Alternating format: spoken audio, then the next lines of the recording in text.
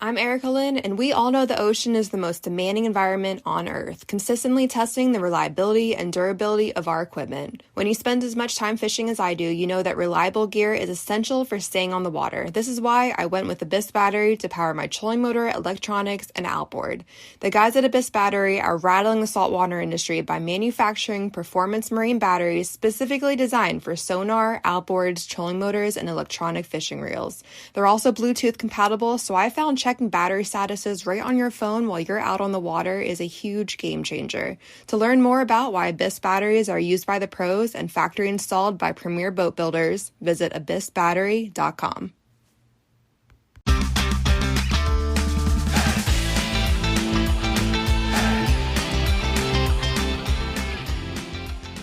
Hello and welcome to the Publicly Challenged Podcast. I'm your host, Luke Oswald, and I hope you join me on my quest for knowledge to become a better public land hunter, angler, and forager. Stick with this and who knows, maybe we will learn something together.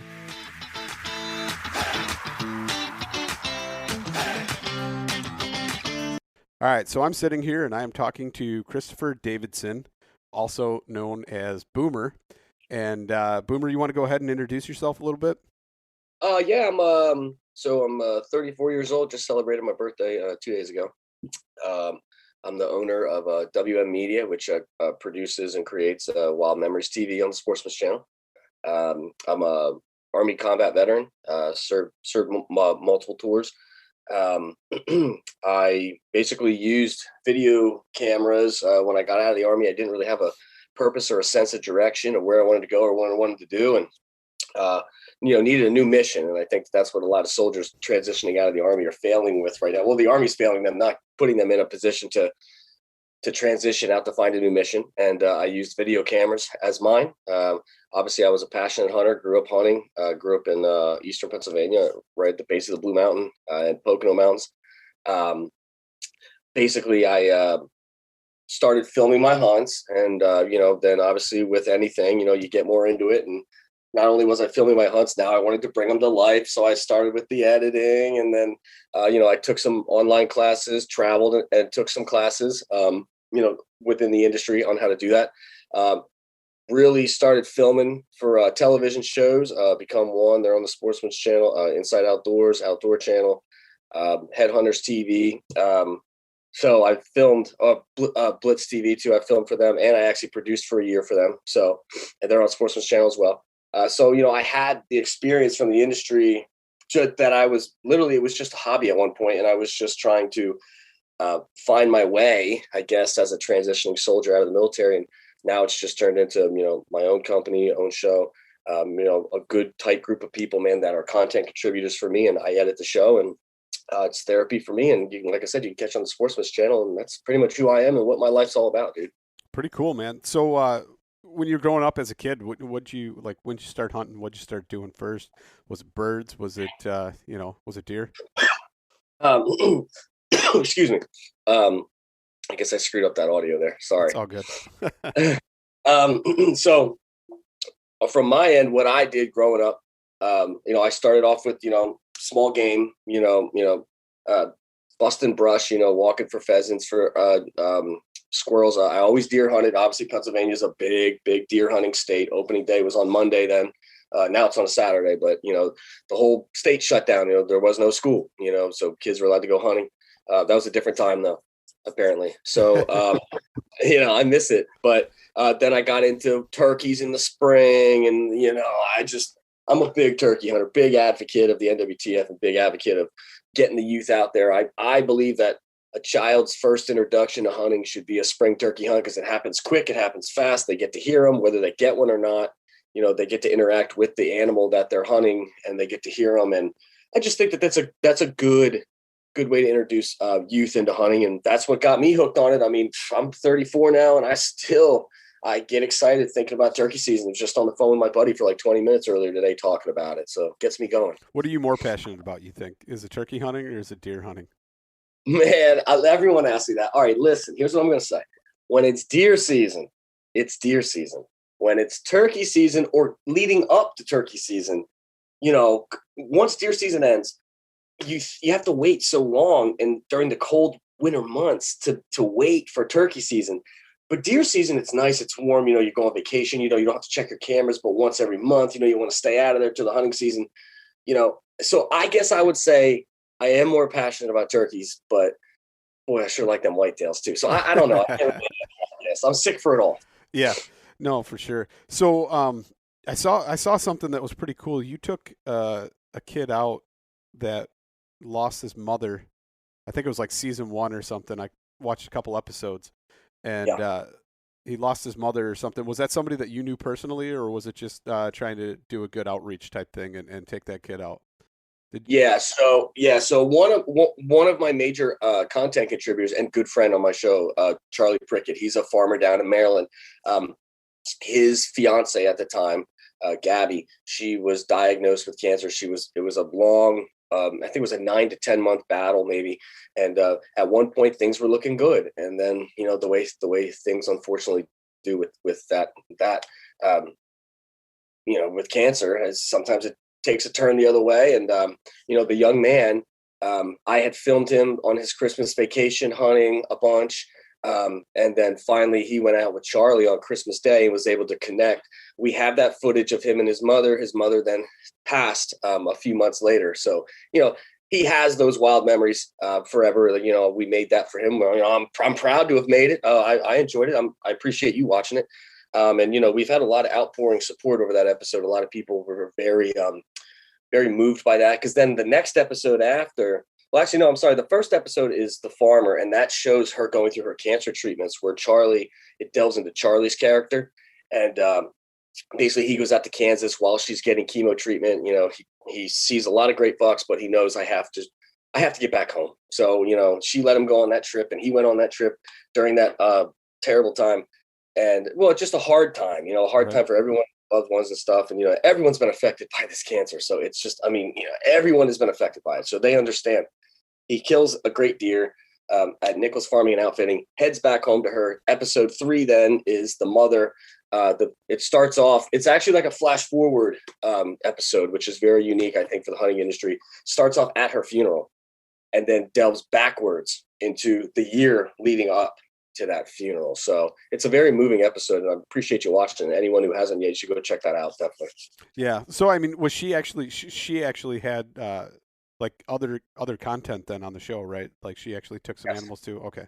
Yeah. Yes. Okay. Yeah. That's a tough one. So you and I were talking turkeys a little bit before we got started here, and obviously you are passionate about it, especially this time of year, right?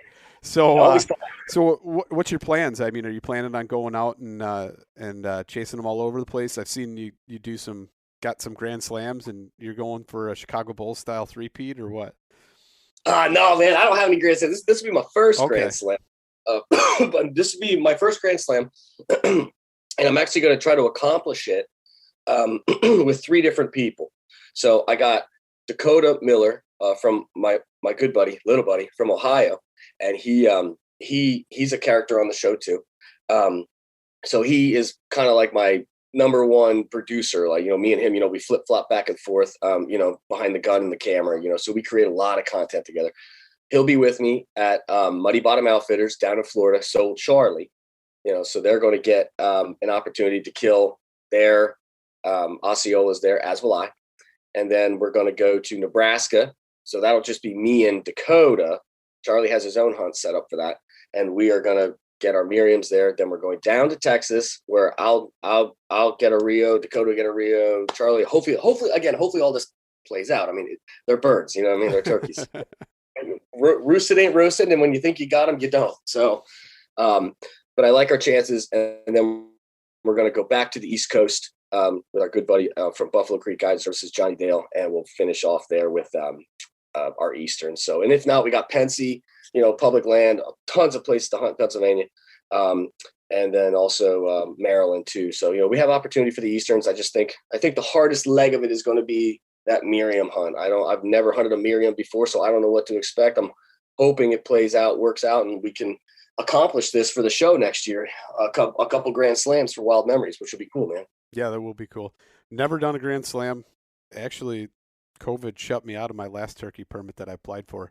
So they closed the public lands. So with that being said, hopefully this year I got to finish. I got to put in for the third lottery, and hopefully I draw one of my however many choices, but it'll be my first spring turkey hunt that I've actually done. I have only had a permit one other time, and I let it go, and then the last time I went was all set to go. Found them, found where they're roosting and everything, and ready to rock. And then COVID hit and shut it down. So that was kind of crappy experience, but hopefully that happens this year. And then who knows, maybe travel a little bit and do maybe another state or something too. But I got to ask you, what's your favorite part about turkey season? Because I already know what mine is, and it's unrelated to birds. My favorite part of turkey season, I mean, probably smelling that sulfur and running out there and stepping on their heads, man. That's got to be the fun part. I mean, what the heck, man? Morel mushrooms, dude. Find a morels. Oh, yeah, okay, okay. Yeah, okay, yeah. So I like to do that. Honestly, like, you know what I really like to do? I like to play long game turkey hunting. Like, I'll hunt them in the morning, and I won't get real aggressive and try to go find a bird. Like, I like to kill the bird that flies down with his harem, works away, shuts down, and then around 10:30, he comes back into the area looking to reconnect with some hens. And I enjoy a good nap in the spring in the morning. I really do. I enjoy sleeping, just listening to nature. And then when you hear one fire off, hey, everybody's back up and we're back in the game. So I enjoy taking naps in the spring in the woods. I mean, yeah. I think one of the things that a lot of our public land actually they shut it down at like 2:00 or something. So it's to actually share the woods with mushroom hunters and different things, of that nature and other recreators. But at the same time, it sucks because you can never put them to the roost or wait for them to come back to the roost and try and take one that way. So it makes it more difficult, but at the same time, it makes it a challenge. And you just put the shotgun away and keep walking in the woods, and then find a bunch of mushrooms too. So, it kind of works out. Oh, I sure like those morels, boy. They sure do taste good. I'll tell you that. What's your favorite way of cooking them up? I usually have my buddy Steve Nichols. He has a cabin. Well, actually, it's not his cabin. It's our good buddy Mike Barnes. So we usually do like the first Friday, second Saturday of the turkey season. We'll like go up there and walk around, scout a little bit on Friday. It's up in Bradford County, like in the middle of nowhere. So, we do a little mushroom hunting up there. We also got these little orange newts that are up there that are pretty cool. I want to mention that too. I guess I like that about the spring too. But I know that they like to deep fry them, and they just saute them too. And I'm usually the recipient on the other end. They're eating them, so I enjoy them too, man. I look forward to that. Yeah, no, that's cool. That's definitely cool. So let's talk about whitetails then. Like, what's your game plan for next year for whitetails? You gonna try and how many states you gonna hit? What are you gonna do? Public, private? What? You don't have that down yet, or? Man, you got me smiling, man. All whitetails, they get me going too. Well, I just want to add, I don't know when this will air, when this won't. I'm not done hunting yet, so I am going on a trip. Friday, I don't know. I might leave tomorrow because I guess we're having a big snowstorm. So I want to try to beat that. I'm going down to Texas. I got 2 tags in my pocket, so I'll be down there on some MLD permits. So I still in the game for Texas this year. I want to try to end with one.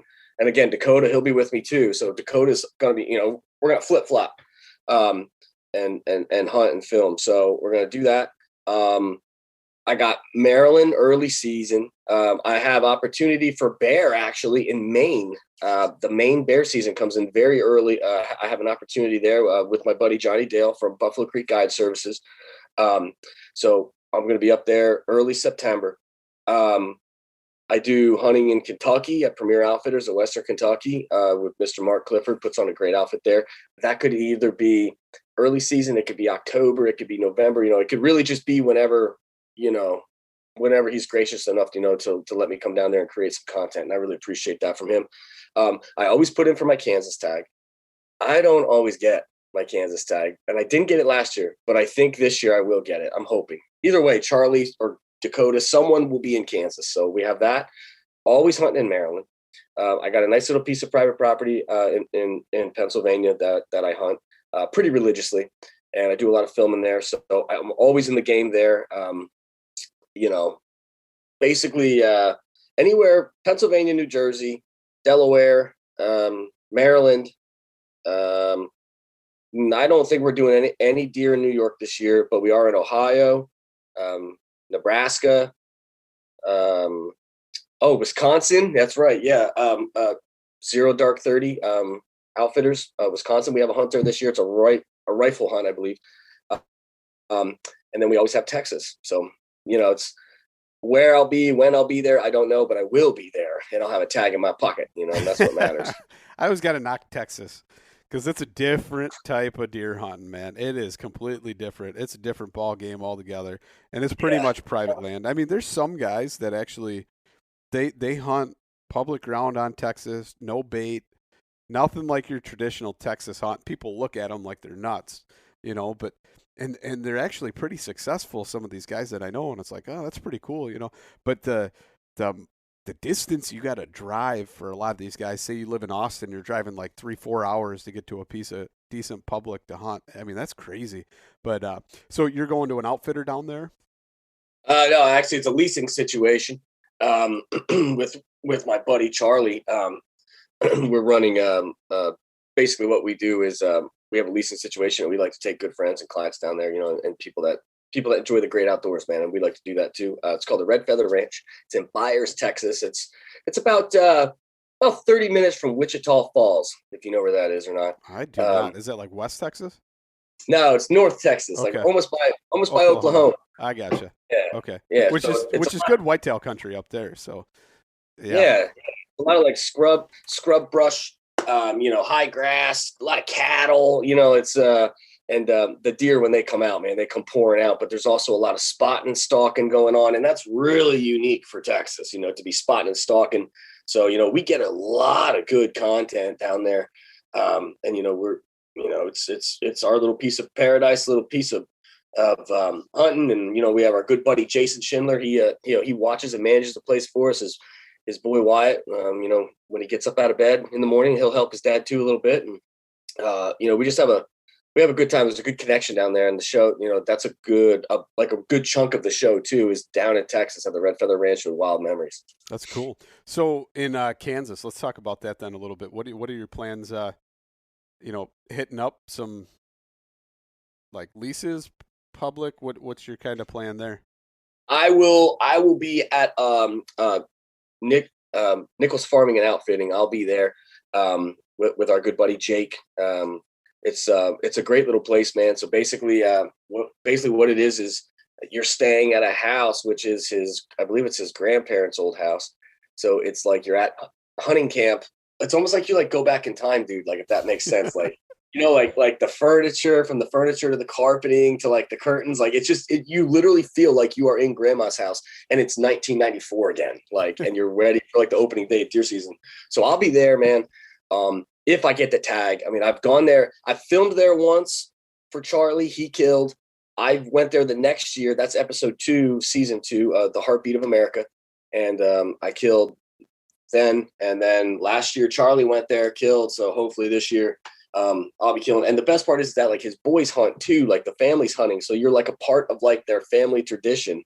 And like the one boy, one year he killed, I think like 163-inch deer. I mean, it was just, yeah, you know what I mean? Like, I never even seen one that big. Like, I was like, whoa, look at this thing. So, and again, that's season 2, episode 2, Heartbeat of America. And the town that they're in, Smith Center, is like the nearest town. And it's still like a 15-20 minute drive.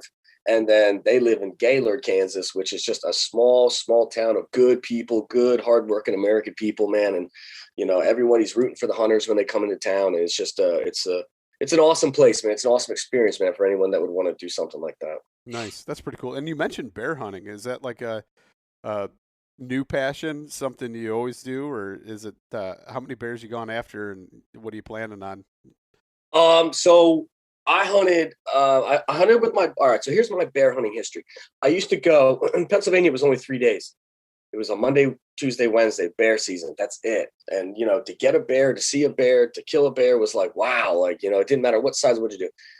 Then I came to realize that there is a New Jersey bear season, which has since been canceled. There's no more hunting in New Jersey. I just want to say that. But last year, well, not the year that just happened, the year before, there was. So my good friend Ron Messersmith from Locked On Box, he lives in northern New Jersey. They have a freaking bear problem, dude. Like, they can't even put kids out to wait for the school bus because there's bears. People get mauled by bears, eaten by bears. This is fact. You can look this stuff up. Yet the New Jersey governor, Governor Murphy, said that, well, we don't need to have a season. And it's like, so they canceled it. So all these people are up there living in jeopardy and fear of these freaking bears. And they're big bears, dude. Like, there's some 500, 600, 700-pound bears walking around up there.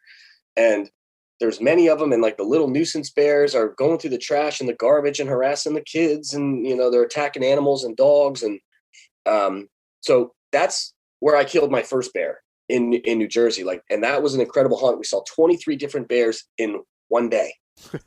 That's a problem. Yeah, that's a good problem, but a problem nonetheless. Right. And me and Dakota each killed one about 4 hours apart.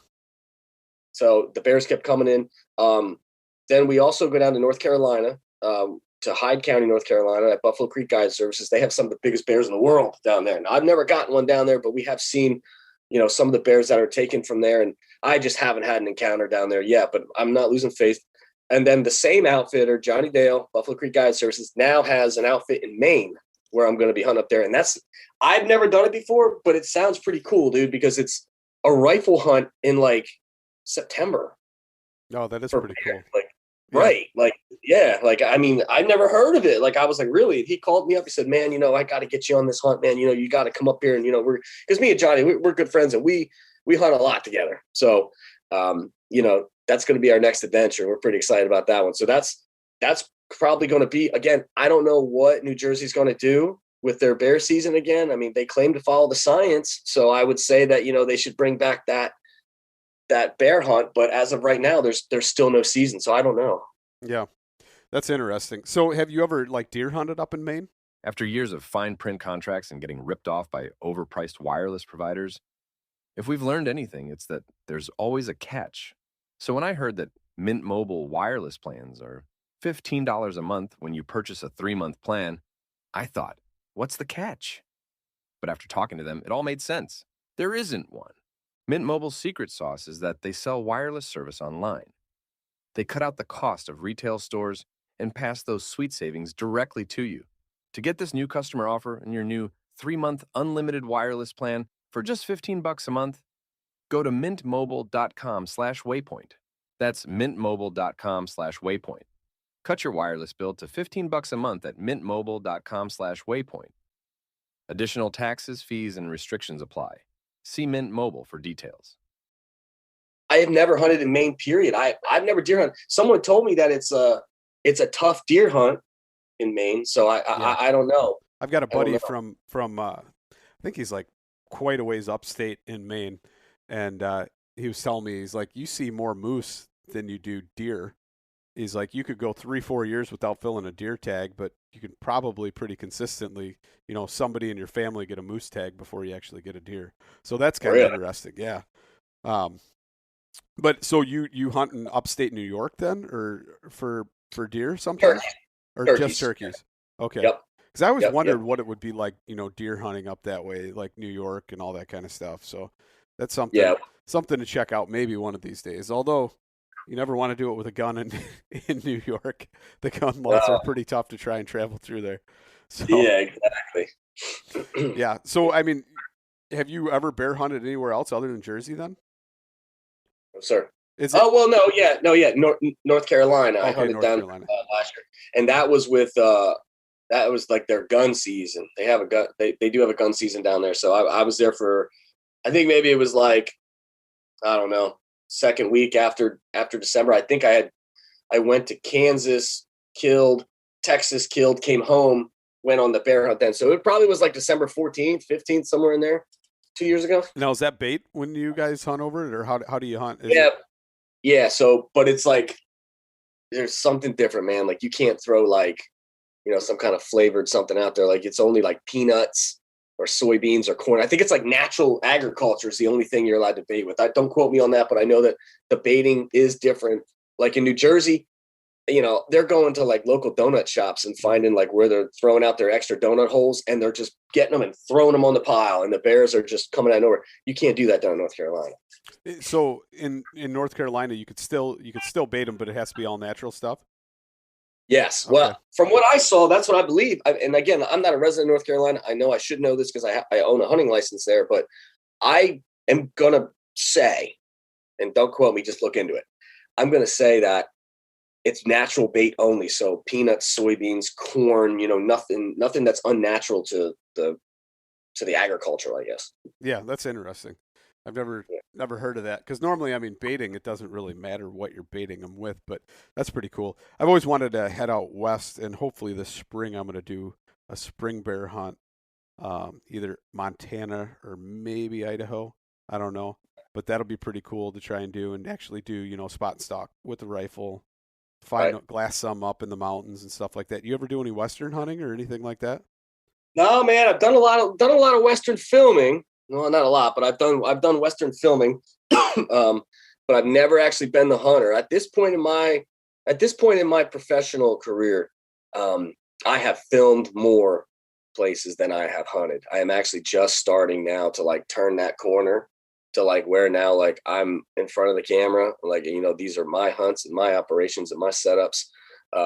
It's been a long journey, dude. I mean, I went from the guy that you didn't even know was there behind the scenes, just taking knowledge wherever I could, cashing in on opportunity, working hard, being respectful, man, and never crossing anybody and trying to be a damn good person. And, it's come full circle. So yeah, Western hunts, dude, they are in the future. They are in the near future. I see them. I have things in the works. So you will see old Boom out there in hopefully Colorado or, any of these Western states. I mean, they're just awesome looking, man. It's such a different world. Like I said, I'm down in that North Texas. That's about as far south or as far west as I go. But it's like, that hunting is so much different than what I do on the East Coast. I could only imagine what the West Coast has to offer, for hunting. Like I'm excited for it. I really am. Yeah. So what's your plans? I mean, can you talk about them? What you're wanting to do or plans for the future? Yeah. I mean, we're definitely going to get on the elk scene. I mean, we have to get on the elk scene. We're already starting to put in, tags for draws and getting points and, getting into that game. But I would really like to do something public over the counter and film it from start to finish. And I think, at that point, the audience doesn't really care about inches and mass and all that. They just care about the adventure. And I think that that's a good place for Wild Memories to start because that's how we did start. We started, I mean, you can watch our show. There ain't many deer that are like, whoa, look at that thing. Like to us, they're big, but to maybe other television people, they're not big, or maybe, fans that like to watch big deer type television shows.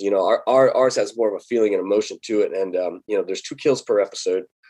Which is very good. That passes the time. I mean, people that are watching hunting shows, what are you watching it for? You want to see the hunt. But I think that elk hunting, especially on public land, DIY, that is like a different dynamic. Like I feel like the people want to watch the struggle of the hunter too. You know what I mean? Because it's, the elevation is different out there. And for, guys on the East Coast also going out there, you get your butt whooped, quickly. For sure, especially a Midwesterner, 300 feet above sea level or something like that, and then heading out west, it's like you get smoked the first 2-3 days. I mean, it's kicking your butt the whole time, and that's like pretty soon though. And I think it might have already changed to where you used to be able to go get like a spike bull tag over the counter as a non-resident for Utah, but I don't even know if you can do that anymore. It might be some type of lottery system. Now, I'm not saying you're not guaranteed to get one, but it's going to be tough. So it pretty much only leaves Colorado, which is some seriously tough hunting. So it'll be interesting to try and see that episode, come out and watch you guys go through the journey and the struggle, and especially, if you've never done it other than just, filming it, it's interesting. I mean, I was supposed to go out last year and had all my stuff and dialed in a lot better than I did my first hunt, and ended up getting COVID and quarantining during my 10 days of my planned hunt. So that really sucked, but it's in the future again. And I think this time, if I don't get to do the Colorado, even though I've got my units kind of scouted out and got my whole game plan and hunt plan, there's definitely some other places that, I'm trying to build up points, but it's tough. I mean, how long have you been in the point game? Literally last year was my first year jumping in. So like, like that's what I'm saying. I'm just jumping in on this stuff. So it's like, it's going to take some time, but like I said, most of the over counter stuff, like I said, we're going to jump in the game like everyone else into Colorado. We're going to try to make it happen just like everyone else does out there. And that's like the cool part about it is like, that it's public, that anyone can get the tag, and it's like everyone's after, I'm sure it's just like turkey hunting, man. You hear one ring off and everybody's going to make a plan for them. You know what I mean? Like it is what it is. But I did want to say though, another some hunting that we do is unique. You asked me earlier, we do Sitka deer hunting. Oh, Wild Memories, which is very, very unique. And that's in Maryland. That's down in like the Delmarva area. And I don't know if you know what a Sitka deer is or not, but it kind of looks like a little elk. Tiny little elk. Yeah. Tiny They're little fella, pretty neat. Actually, and the unique call that they have. Actually, I had a buddy, a trad bow hunter that went there and did it. I don't know if he was successful or not, but I mean that's some pretty tough hunting. It's all pretty much like coastal, like marshland, right? Yeah. It's like marsh, swamps. A lot of times, like the duck impoundments, they like to be in them duck impoundments, and they're very, very sensitive creatures, man. I mean, you don't even know, like you blink wrong, you breathe wrong, and they make that noise. They're like, woo, and then like they run away. Like it's their. My first time I ever went hunting, the guy that we were hunting with, Mike Shanahan, he literally said, you'll either see a bunch or you won't see any, or maybe you'll see a trophy. I said, all right. He said, this is what a trophy looks like. This way, that. I get up in the tree stand. He says, if I were you, he said, I would have that camera pointed right there and be ready with your crossbow already ready. He said, because this is going to happen quick. I said, okay. Literally, he walked out of there 2 minutes later. A trophy Sitka deer is coming right at me. Like, what are the chances of this? I'm like, all right. I mean, he come in there, and I literally moved an inch. I mean, I just moved the camera like that, just an inch, and he took off. And I didn't see anything the rest of the day. And it was like, that was my first learning curve lesson of, when they're in your presence, buddy, you better hold tight, because they, they'll bust you. So how's that work then for that? When you get tags, I mean, is that an over-the-counter purchase, or do you actually have to put in for a lottery for that, or how's that work? Yeah. So what I do is you can buy it in Maryland. You get $2 buck tags with every license, and then you can buy a bonus tag. So the way it works is you could kill 2 whitetails and a Sitka. You could kill like a whitetail with you could kill a whitetail with like a bow and then a gun combo. So you could go like muzzle loader and bow, and then you would be able to kill a Sitka deer with a bow. So basically you could kill two of one, but not 3 of the same, if that makes sense. Like you can't have 3 muzzleloader kills. You can't have 3 archery kills. You know what I mean? You have to have two of one. So either 2 muzzleloader or 2 archery, and then you get that bonus tag, which is the other weapon of choice. And you can use that bonus tag on a Sitka deer. That's interesting. So can you kill 2 Sitka? You can kill 2 Sitka deer then, but then you have to kill, or can kill 1 whitetail, right? Oh, geez, buddy. I don't know. I don't want to say it.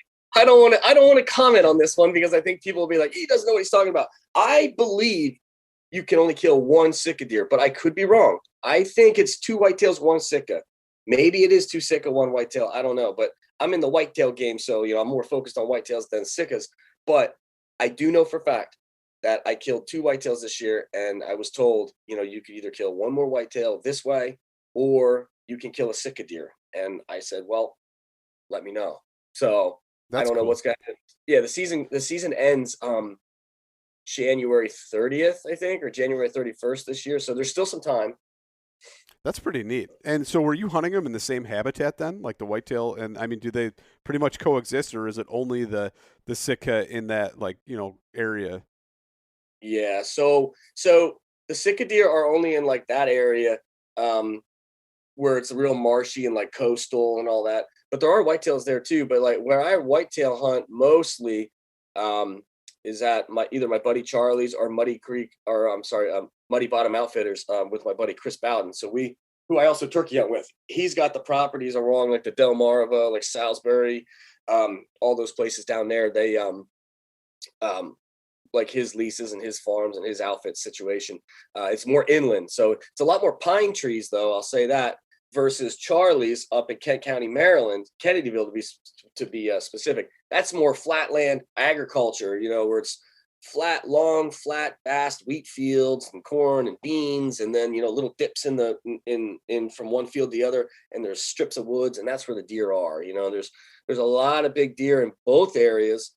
There's a lot of opportunity in both areas all across the state of Maryland. It's from a guy coming from Pennsylvania, if you were to tell me, hey buddy, you could hunt 100-inch deer or 115-inch deer every Saturday, or you could come down to Maryland and be able to hunt Saturday and Sunday and shoot 145-inch deer, and you get to bait.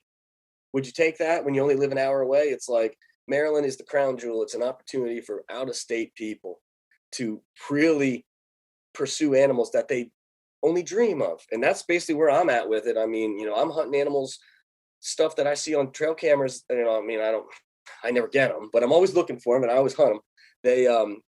There's just an incredible amount of game there, and trophy managed game too. Then, it's just, Pennsylvania's a great state. I love hunting Pennsylvania, but it doesn't offer the opportunity that Maryland does. I can't bait in Pennsylvania, and I can't hunt Sundays. Maryland, I can do that. Yeah, so let's talk about that. I kind of find it interesting. Has there been any headway or anything on that for the whole Sunday hunting thing? I know they did some experimental stuff just to get like a baseline as far as what they were going to do for the rulings, but has that gone any further, or has anything come of that? Yeah, so I believe this year they offered 3 Sundays to hunt. I believe there was 3 Sundays to hunt.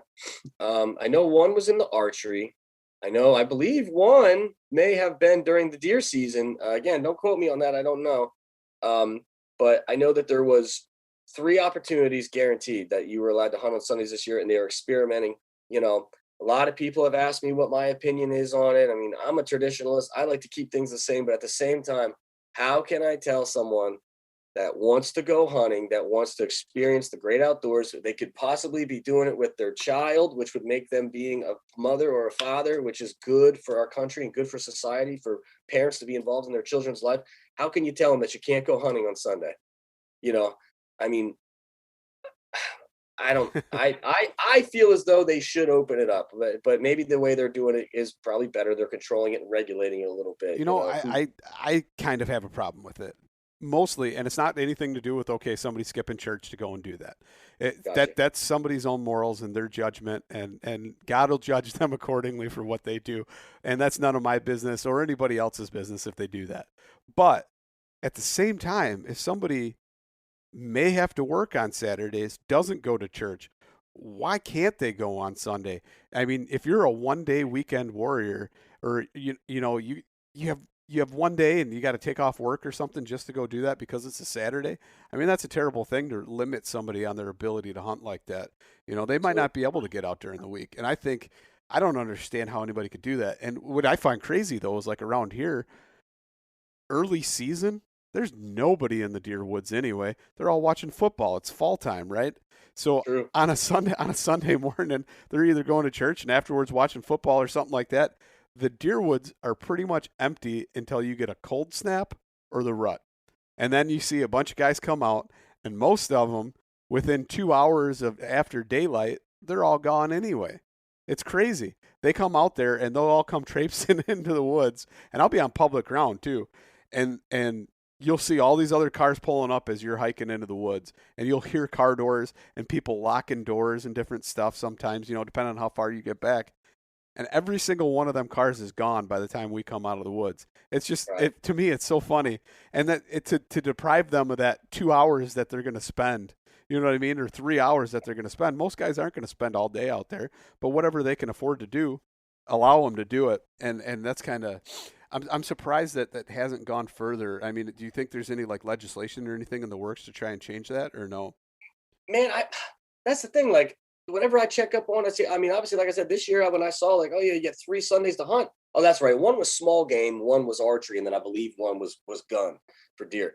Which, I mean, if they've already come that far with it, I mean, they got openers now on Saturday. It used to be Monday, now it's Saturday.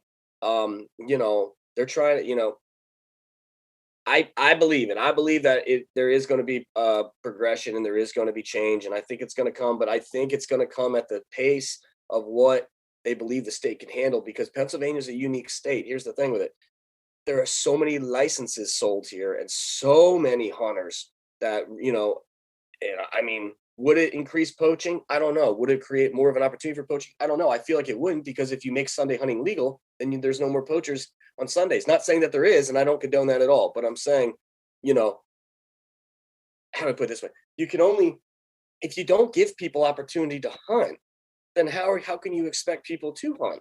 You Right. don't give them the opportunity. You know what I mean? Like, so if there's more opportunity for people to go hunting, and like you said, even if it's just for 2 hours, man, like, some of my best hunts I remember are going with my dad and my grandfather, just hunting them in the spring before school. You know what I mean? Like, man, we were close this morning, but I got to get you to school. Come on, buddy, we got to go. We can't wait for him. Yeah. And that kind of stuff right there, like that, to me, that's what I would see being Sunday hunting more of. Like, you got things to do with the family and stuff like that, but let's just give it a try. Let's see if he's out there this morning, or let's see if we can get that old Tom fired up. And I hope there's change. I mean, I hope that they give some kind of opportunity the way they've been. And if they want to give it more, then that's fine. And if not, then that's three's better than zero. So I guess. Plus, you can always travel to a different state, right? And that's what's great about this amazing country that we live in, to be able yes. to freely travel to whatever state we choose to, as long as we're allowed to get a tag. And hopefully that doesn't change either. So, I mean, there's a lot of that kind of stuff in the works right now. And in fact, I just did a podcast with a guy last night about that kind of stuff and the action he's taken. And it's pretty cool to see the voice and the momentum behind what's going on, and hunters actually standing up and making their voices heard enough to where these legislators are actually unsponsoring bills and backing away from them and making them die. And that's a pretty cool thing to watch legislation that's anti-hunting legislation die right before your eyes. It shows that, we're finally maybe coming together because we see a common goal or a common, a common good, because a lot of times we are divided as hunters, and that kind of sucks. And I'm always for anybody that wants to get out hunting, however method, as long as it's legal, just make it happen. And that's kind of how I believe. Yep. Yeah, that says, yeah. I mean, here at Wild Memories, man, we think the same thing. As long as you're legally, ethically, and morally straight, with your hunting tactics and your methods, you're good. You're good. You know what I mean? And you need to be a good ambassador for the sport. Always try to get people interested. Always speak with passion and correctness about what it is that you are as a person, because I believe that our hobby is very special, because people that golf, they golf. Well, if they don't want to go golfing, they don't go golf. Hunters, it's a 365, it's a 24/7 365. It's a way of life. Like, it defines who you are. You are a hunter. And that's, I don't think you find that with many other passions. So if I could say anything to anyone, man, try to recruit people. Always be passionate about what you're talking about. Always tell people, how great and how fun it is and why they should go out and enjoy it. And you'll take them. And spread the word to them. And just like you said about the legislation, man, people need to let their congressmen, their senators, their people even at local levels, for like archery rules within townships and stuff. These people, not, and I don't want to get into politics, but like these people, they have no idea what they're talking about. They say follow the science on one thing, and then say, oh no, no hunting because it's mean. Well, that science says that you need hunting. So if you're going to follow the science, let's follow the science. Absolutely. And Yeah, New Jersey Bear season. Yeah, New Jersey Bear season is definitely something that people need to get on the ball with the governor. He just got reelected, so it could be another 2 years with no bear season. And these people in northern New Jersey need help. There's bears destroying their properties, their assets, and some of their lives. Absolutely, man. I appreciate it. And thank you for coming on. And before we go, just kind of tell everybody where they can find you, view your content, and what's coming in the future, maybe where they can find that as well. Yeah. Okay. So we are currently airing on the Sportsman's Channel. We're in quarter 3 and 4 though, so we're not on right now. We're going into season 3. You can catch season 1 on YouTube right now. Season 2 on YouTube will be coming shortly, probably in about the next 60 days. And we're going to drop those week by week. So there's 6 episodes in season 1, 10 in season 2. There's going to be 10 in season 3. We are expecting 4 time slot airings again. for quarter 3 and 4 on the Sportsman's Channel this year. And then we're also going to be branching out into My Outdoor TV, possibly some other digital content platforms. We're looking to get the name and the brand out there. You can follow us at Wild Memories TV on Instagram. You can follow me at Chris Davidson _WMTV on Instagram. We do a lot of buddy stories on there on Wild Memories and on my account, where you'll see all the different characters and personalities on the show, as we interact throughout the day. So, you can follow anyone on there. Also, I know Dakota, he's on there. I think he's like Dakota Miller 07. Charlie at the Prick Farmer, he's on there. He's a big one. People like his personality, man. So Charlie's always on there. Our buddies Mark and Madison Meeker, they have the Jurassic Park operation going on up there, which I don't know if you know what that is or not, but it's got the world's largest 50/50, and it's a great 501c3 for children, man. And they're centered around environment, education, and hunting. So make sure if you see that tag on there on any of our posts, make sure you click on that as well. All of our sponsors are on there, man, for you guys to follow and click on there as well. We do giveaways usually every quarter, but I mean, we may start to do like maybe 1 or 2 a month as things start to progress a little bit better. Make sure you stay with us and follow us, man, for our turkey season. There's going to be a lot of good stories. And like I said, next week, I don't know when this airs, but we'll be at Texas. So, you guys will be able to follow along and watch those stories. And I guarantee you'll be entertained. Nice. I appreciate it. Thank you so much for coming on. Yes, sir.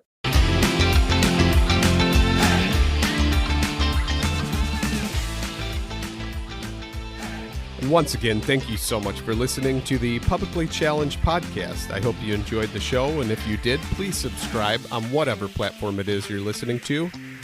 Also, if you could leave a review, that would help us out. And you can check us out on Instagram or at publiclychallenged.com. And once again, thank you so much for listening to the show.